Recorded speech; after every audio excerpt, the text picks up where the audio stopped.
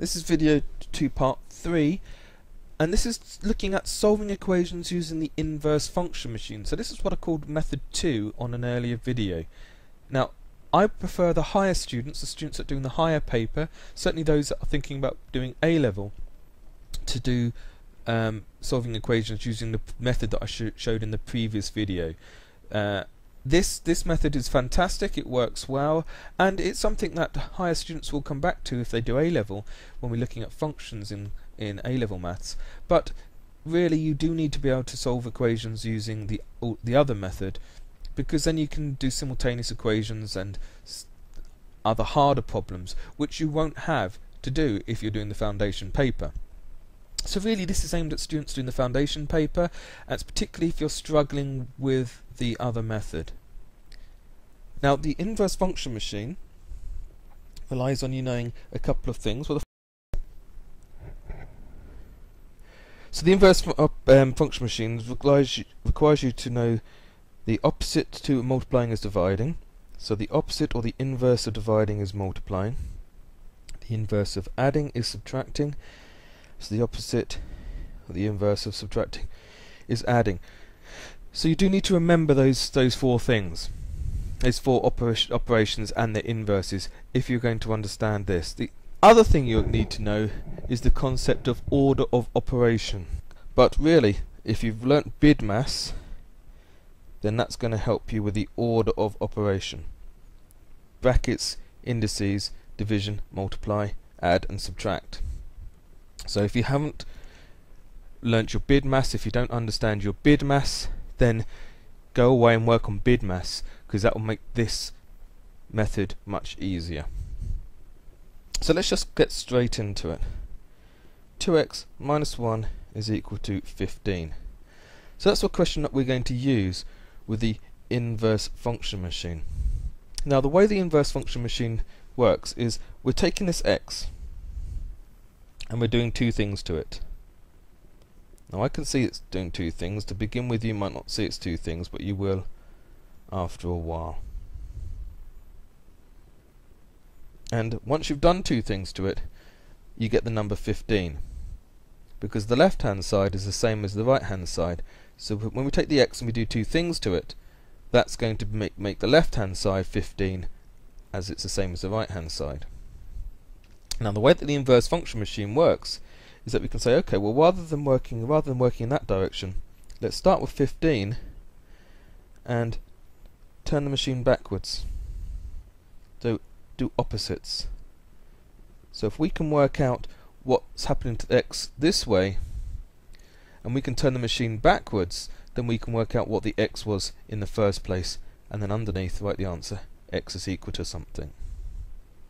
So that's the concept. So now all we have to do is work out what's happening to the x, and that's why we have to think about the concept of bid maths. If you look on the left hand side, the first thing that's happening to the x is that it's going to be multiplied by 2, because 2x means whatever x is, you multiply it by 2. There's 2 of those x's. So the first thing that happens to the x is that we multiply by 2. Once we've multiplied the x by 2, which is this bit, we're now taking away 1, and that's the left hand side. But we know that that left hand side is the same as 15, so we know that once we've multiplied the x by 2 and we've taken away 1, we get 15. So now we turn the machine backwards, and everywhere we have a take away 1, we change it to a plus 1. We're opposites, inverses. The inverse, or the opposite of multiplying by 2, is dividing by 2. So we've turned the machine backwards. We said, well, we don't know what the answer to the question is, but let's see if we can work backwards. So 15 plus 1 is 16. So I've written 16 there. And 16 divided by 2 is 8. So the answer is x is equal to 8. Now we must write x equals to 8 at the bottom, because it is an equation we're solving. So what we got there then is the answer to that question. X is equal to 8 is the answer to that question. And we've used the inverse function machine. So as long as you can set up this original root out and then turn it backwards, you will get the answer every time. There are some complications to this which we'll look at in a later video. Let's look at another example. 3x is equal to 9. Now in this case, only one thing's happening to the x. So the x goes in, something happens to it, and we know then that the left hand side is equal to the right hand side, so now we know that 9 comes out. So if we turn the machine backwards and we say, okay, well let's put a 9 in the reverse machine and see what we must have put in to make it work. So if you can copy that down and put inside this machine here what's happening to the x, and then do the opposite to work out what the x must have been. Well, hopefully you've done that.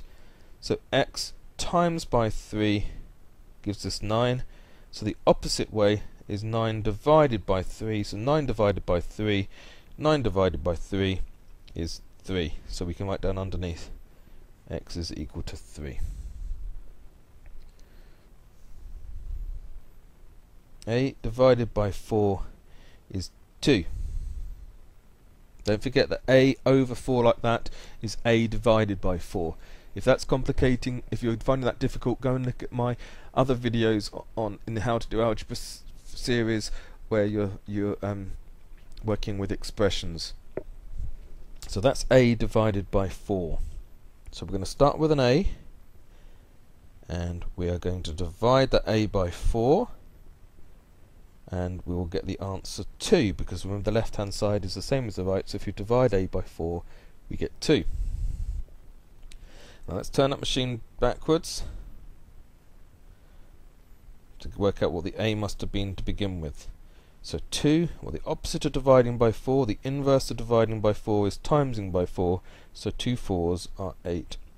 So a equals 8. So that's the answer. A is equal to 8. So they're one-step problems. Let's look at some two-step problems now. 2x minus 1 is equal to 9. Now I know it's two steps because look at the left-hand side. Two things are happening to the x. First of all, it's being multiplied by 2, and then we're taking away 1. So we can write x. Now if you don't like putting them in boxes, then you can always write multiply by 2, take away 1, gives 9. But I like to put them in boxes because that makes it clear to me what it is that's happening.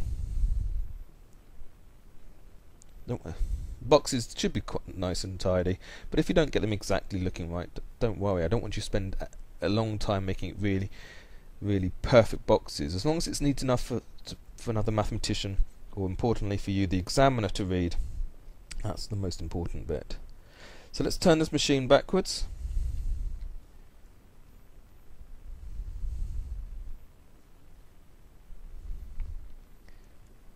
Right, opposite of taking away 1 is adding 1.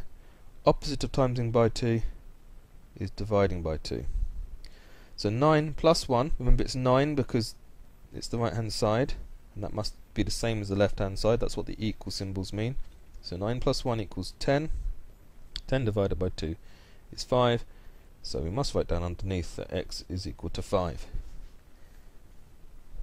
Right, so that's the first stage of those problems, and what I'd like you to do now is to see if you can do 4 questions that I write down underneath using that method. So they're the 4 questions. Pause your video, do the 4 questions, and then check your answers when you're done. I'm going to go through the answers now, so if you haven't done them yet, make sure that you do them before we start the video. Remember, you don't learn mathematics by watching people do it. You learn mathematics by doing it for yourself. Okay, you have to actually do it yourself to make sure you understand. So on the first question, x goes in, it's multiplied by 3, we take away 1, and that's the same as 8, it's equal to 8. So we turn the machine around and we get add 1, we divide by 3, and we get the answer. So 8 plus 1 is 9, 9 divided by 3 is 3, so we get x equals 3. Now in my experience, sorry, I was off this page, so if you saw I've times by 3 and added 1, and so take away 1 we get 8, so we turn it around, we add 1 and then divide by 3 to get 3. Now in my experience this is a longer method, so students don't like it because it takes longer than the other method, but if you don't understand the other method this is much easier to understand and get the correct answers with. X goes in. The first thing that happens to x is that we multiply by 4. The next thing that happens to x is we add 5, and out pops 25. Now, if we turn the machine backwards, we get take away 5, and we get divide by 4. So 25 take away 5 is 20, and 20 divided by 4 is 5. So the answer is x is equal to 5, or 3. Now, x goes in, and the first thing that happens to x is that we divide it by 2. And then we add 1, and that's the same as 3. Now we turn the machine backwards, and we take away the 1. Now opposite of dividing by 2 is timesing by 2. So 3 take away 1 is 2, 2 2's are 4. So the answer is x is equal to 4. Hopefully you got that one right, well done if you did. X goes in, it's divided by 3. We then take away 6, and we get 10 out.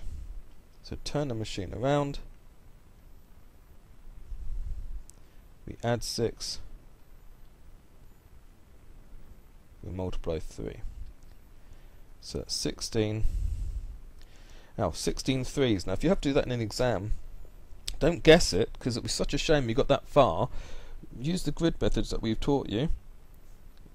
10 and 6 times by 3, so 10 6s are 18, sorry 3 6s are 18, 10 3s are 30, so the answer to that is 48. Remember we add those two boxes together, so the answer is x is equal to 48. So don't guess at that stage, use a little grid to do that last part. Now this is the basics. If you're worried that it's very different to the other method, well actually it's identical mathematics, it's just presentations changed. Okay, so don't worry, you're not doing anything different, you're just presenting it slightly differently. Now there was the next video in the range on the inverse function machine will be how do we solve them using brackets. Now to do that you will need BIDMAS. So if you can't do BIDMAS or BEDMAS or BODMAS, depending on which one your teachers taught you, order of operations, can you go and look at that before you look at the next video, please?